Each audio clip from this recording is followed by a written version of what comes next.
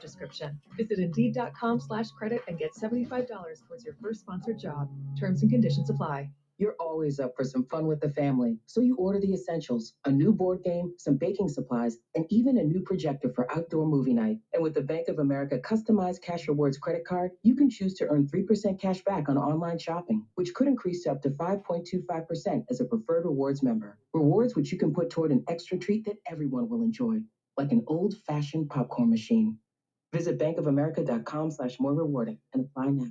Copyright 2021 Bank of America Corporation. Tuscaloosa Tire and Service. They've got the big branch you know and trust. Goodyear, Firestone, Bridgestone, Cooper. They can finance for you as well. When you need routine maintenance and alignment, a tune-up, whatever it is, belts, hoses, just basic stuff, or when you don't know what's wrong with your car, truck, or SUV, make it Tuscaloosa Tire and Service. They're dependable, they're trustworthy. That's why they've lasted for over 36 years. Skyland Boulevard, McFarland Boulevard East, in Northport on Lurleen Wallace Boulevard. Check out the website, TuscaloosaTireAndService.com. Hey, Bama fans, before you head to the stadium to watch the Tide roll, stop by JD's Market and Spirits for all your tailgating needs for Bama football games. Located only 3 blocks from the stadium, JD's offers over 500 liquor items, 400 wine items, and a huge selection of craft, domestic, and imported beers. JD's also has hot dogs, snacks, ice, and game day supplies. Everything you need for tailgating. JD's Market and Spirits, 400 yards from Bryant-Denny Stadium on the west side. Call 722-2113. Talking Alabama Crimson Tide football on Alabama Tradition with Martin Houston and Ryan Fowler in Tuscaloosa on Tide 100.9 and streaming on the Tide 100.9 app. It all fell apart. What it meant to be will eventually be a memory of a time I tried so hard and got so far. It doesn't even matter. I had to fall to lose it all. But in the end, it doesn't even matter. One thing, I don't know why. It doesn't even matter how hard you try. All right, so the chairman just said a couple of minutes ago that Alabama, there was really not a debate at that number 2 spot. He said there was some, but it was pretty much a consensus that Alabama belonged at that number 2 spot. He said the real debate was 3 through 9. So if you're just now getting back in your vehicle, the college football has released their first initial rankings.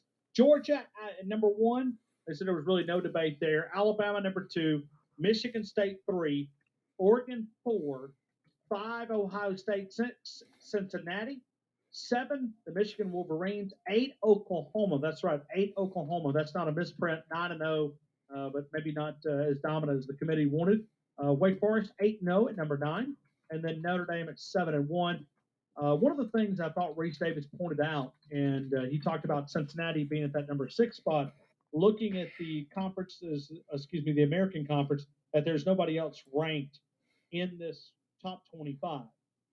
And we talked about this going into the rankings, Martin. If they put Cincinnati up and if they won out, then you would pretty much have to make the claim that they were in. I think they put them there for a reason, knowing that, hey, we're going to cover for them. And I also think the trust of Alabama is there. Alabama has proved the committee to be smart over the years and years and years, and it's a trust factor. Yeah, Ryan, now that you see where Alabama comes out in the college football playoffs, would you say that Texas A&M net neutral, net positive, or net negative as far as that loss goes in Alabama in terms of what they want to accomplish other than having a perfect season? I mean, it's a negative, but obviously the committee values Texas A&M. I would say it's a net positive. Yeah. I think Alabama is a better team having lost to Texas A&M than they would have been if they were coming in here at number 1 or number 2 without a loss. I think that since they did not lose anything other than the potential to have been the number 1 ranked team in the country, remember, I always think back to how Nick Saban finally got buy-in when he first started. La Monroe. Sure. That La Monroe loss did more for the dynasty and the run that we are on than any win ever did. because he got buy-in. What did he say for 5 solid weeks, 6 solid weeks? We don't know how to play football yet for 4 quarters. We don't know how to be a complete team. We don't know how to play with intensity. But it didn't cost us. We were still winning. So it's to those kids that are 18 to 22, 23 years old, it's just like the old man just bumping his gums. He doesn't know, hey, man, we were perfect last year, and we're perfect again this year. And the new guys are like, hey, we're here, and we're still winning. But when they lost, now all of a sudden he had some working points. And now when there's a mistake, even within a win, Ryan, he says, see, if we keep doing this, as we get against better and better teams, this is going to cost us. And now he has something that he can literally point to, like in the Texas A&M game, because it didn't cost him in the other games. So as we look at the college football selection committee, let's go some hypotheticals. Let's pretend that there was an 8-team playoff and that we were playing these right now. This is the way that it would look. You would have Georgia, Oklahoma. Good matchup. Which I want 5 weeks for the first couple of teams. So this would not please me because I think there needs to be a reward for the season to get there. So I'm all about 5 weeks. But let's just pretend that those are not in place. Georgia, Oklahoma, week number 1. Alabama against Khaki Pants up in Ann Arbor. So you'd have Alabama against the Michigan Wolverines. Like it. Not too bad. Not too bad. I think that'd be an easy win for Alabama. Michigan State would get a chance to play that group of 5 team, the Cincinnati Bearcats. So you'd have 3 against 6 there. Prove it. Hey, you're on the field. Prove that you belong in the conversation. Yep. And then Oregon would be playing Ohio State once again at 4 against 5. I like it. I mean, which of those would you complain about as a matchup? No, you wouldn't. I don't think. Yeah. Listen, football is good. I just think that. No, I'm saying that people have said there wouldn't be quality teams if you go beyond 4. Is what kind of been the argument is that there wouldn't be, if you go beyond the 4 teams, that there wouldn't be quality matchups. Well, I think this says otherwise if it were to end the way it is right now. But how much does this season, Martin, in your opinion, and Jacob, please jump in here because I'm throwing this stuff against the wall, and sometimes I'm having to work it out in my head as we go through. But how much is the transfer portal created and introduced more parity in the game of college football? I think it's 2 things. I think it's the transfer portal, and I think it's the super seniors. I think that there is more parity, at least this year. I mean, how different will we be looking at Alabama right now if Roydell Williams and Trey Sanders were our only 2 running backs? Because that's where we would be without Brian Robinson. Yeah. I mean, you feel a little different. I mean, not trying to be funny. You feel a little different. Not that we couldn't win, but you would feel different about this team. And Arkansas, would Arkansas have pulled the upsets they had without those super seniors and the transfer portals? Would Ole Miss even be relevant without the addition of the linebackers that they got through the transfer portal?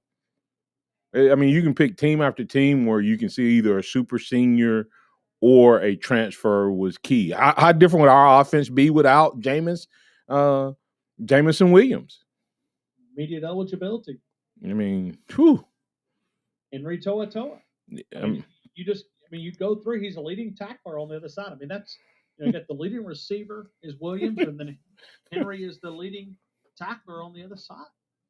And neither one of those guys would be here in a typical season. I mean, pre-transfer portal. Jacob.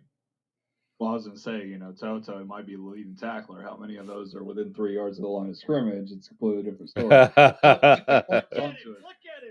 him.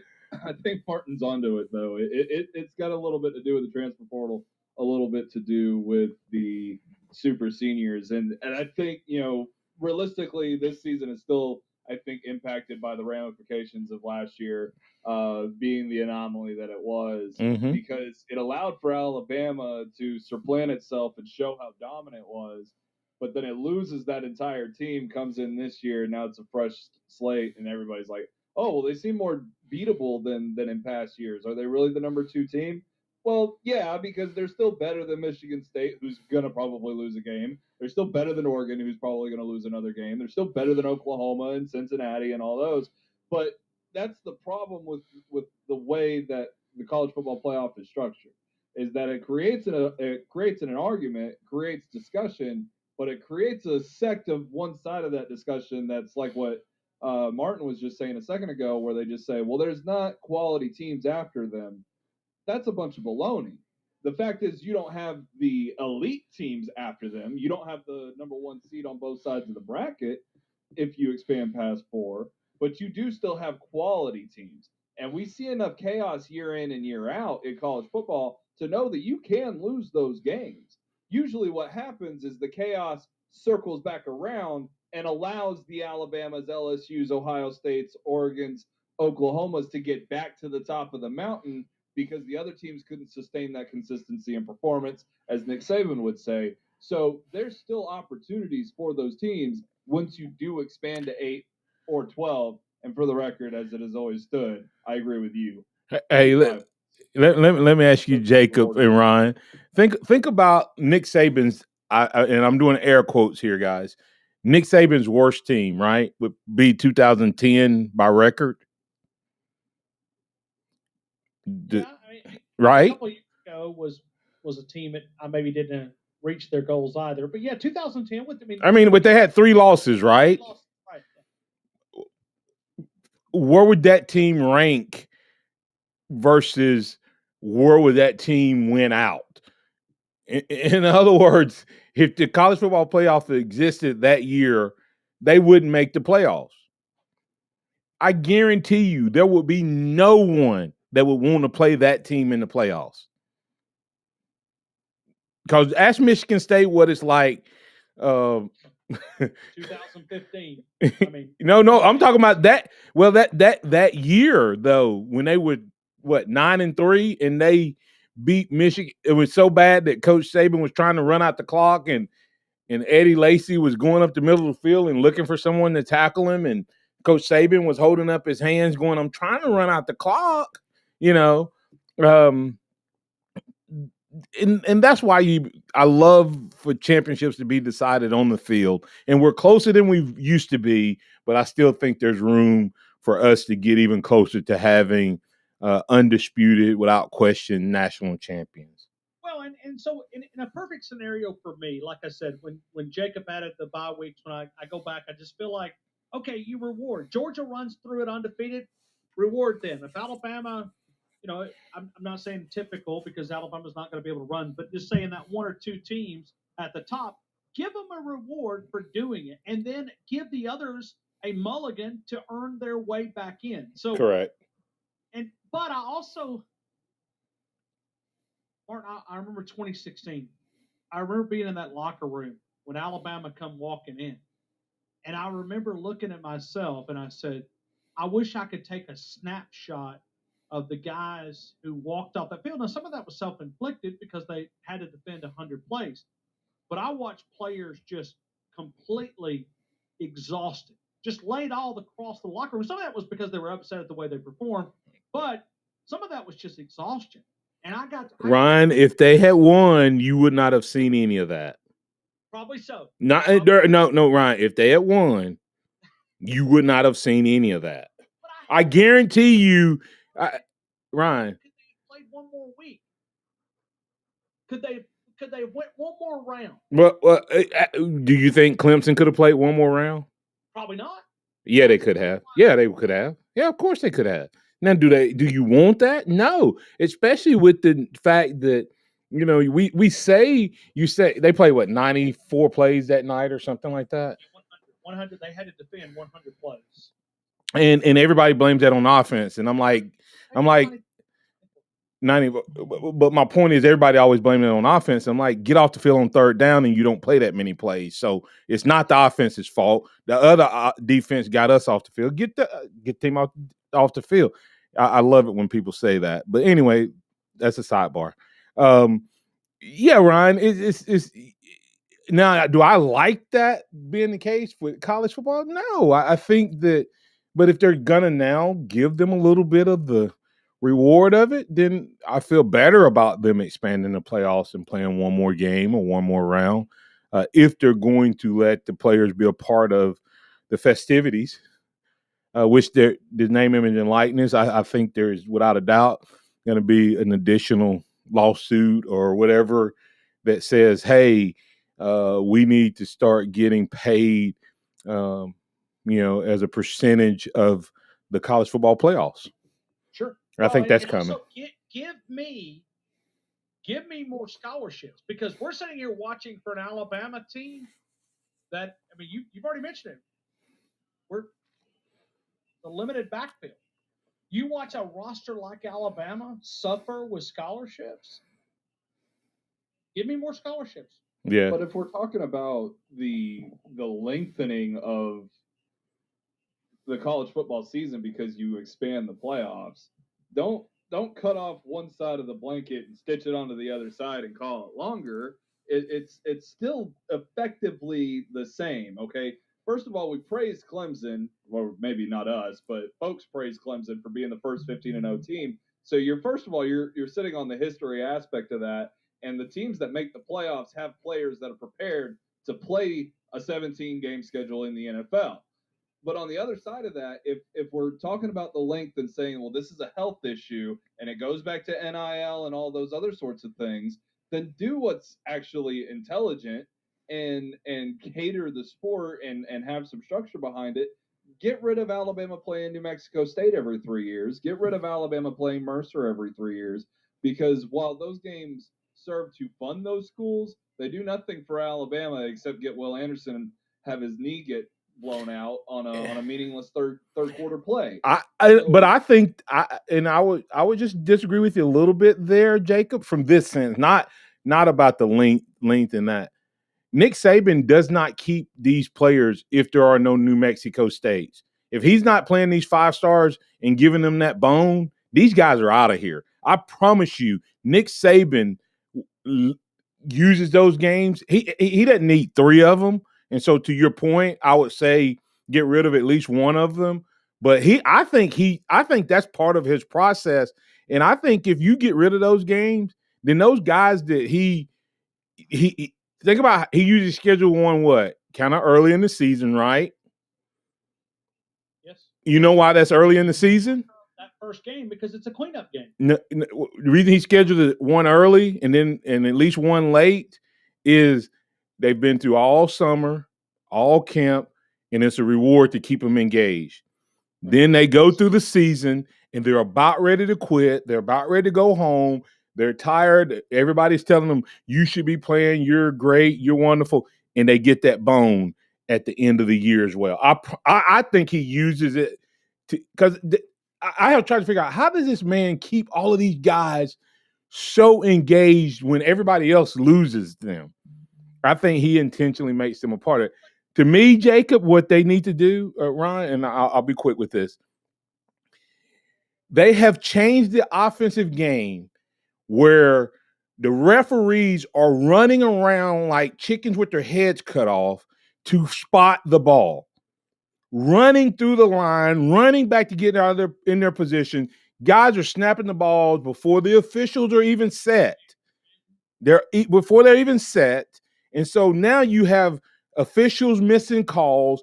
Then you have, instead of running 65 to 70 plays, you're running 85 to 90. Add that up for me, guys. If I add 15 to 20 snaps a game, and that's what they've done, 15 to 20 snaps a game, multiply that times 12. How many more plays did I just run in that season? 200 and something point plays. So I just played the equivalent that on the body, because it's not the games, it's It's the wear and tear of the number of hits and tackles and bumps and bruises that accumulate over a season that gets it. It's not whether if you play a game and you play 40 plays, that game doesn't have the same impact as the game is 90. But when you add them all up and you're playing that many plays consistently, that's what? That's 2 to 3 more games just by the way we run our offenses. Jacob, you got a quick thought on? You got seconds. I definitely agree with everything he said, but if the backups are playing those games, then that takes a game and a half away. But also, if those guys, need that bone, then maybe that just adds to the college football parity a little bit. Those 5 stars can go somewhere else, and Alabama doesn't have to hog all of them. I know nobody listening to this station wants to hear me say that, but it is a little unfair. Get out of here. I'm okay with that too, Jacob.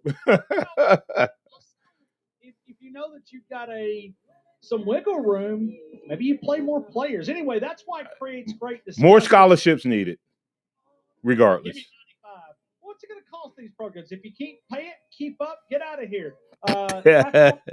6 a.m. tomorrow morning, you will find him and all of our great lineup. Hillcrest Huddle coming up in just a couple of seconds. That's Jacob. I'm Ryan. I'll see you back here at 2 o'clock. Jacob at 11. Good night, T-Town. Roll Tide. Go Braves.